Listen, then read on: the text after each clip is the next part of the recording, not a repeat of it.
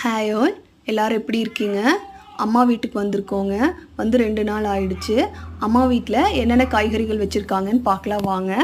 வெண்டைக்காய், அங்கங்கே ஒரு செடி இருக்குது. அதுக்கப்புறமா இது வந்து வெள்ளரி கொடி ஒரு பட்டம் முடிஞ்சிருச்சு, அடுத்த பட்டத்துக்கு ரெடி ஆகிட்டுருக்கு. தக்காளியும் அதே மாதிரி தான். தக்காளி கொஞ்சம் கடைக்கு கொடுக்குற அளவுக்கு 2-3 வயல் போட்டுக்கிறாங்க. அதே மாதிரி கத்திரிக்காய் ஒரு 4-5 செடி இருக்கும்.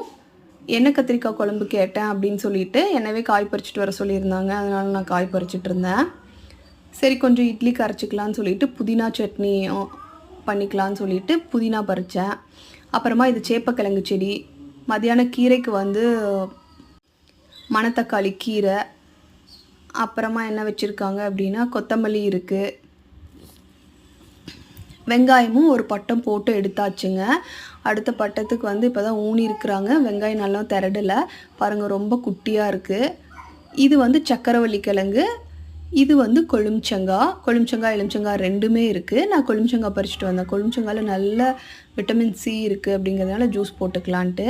அங்கே வந்தாலும் இதுக்கு ரெண்டும் சண்டை. எப்படி சண்டை போட்டுக்கிறாங்கன்னு பார்த்தீங்களா? சண்டை பஞ்சாயத்து தீர்த்தே வைக்க முடியாதுங்க. அப்புறமா சொரக்காய், அது ரொம்ப குட்டியாக இருக்குது. புது பட்டங்காய் வந்துருச்சு. பழைய பட்டங்காய் வந்து இன்னும் காய் முடிகிற ஸ்டேஜில் இருக்குது. கீரையில் வந்து செங்கீரை, பச்சைத்தண்டு கீரை எல்லாமே இருக்குங்க. கொஞ்சம் விதைக்கும் விட்டுருக்குறாங்க. வேணும்னா பறிச்சுக்கலாம். இன்றைக்கு வந்து பறிக்கல. ஊறுகாய் வேணும் அப்படிங்கிறதுக்காக வந்து மாங்காய் கேட்டிருந்தேன். மாங்காய் மரமும் இருந்துச்சுங்க. இது வந்து பாவக்கொடி. அப்புறமா சாமிக்கு தேவையான பூச்செடிகள்லாம் வச்சுருக்காங்க. அப்பக்கோவத்தலை அந்த மாதிரி எல்லாமே வச்சுருக்காங்கங்க.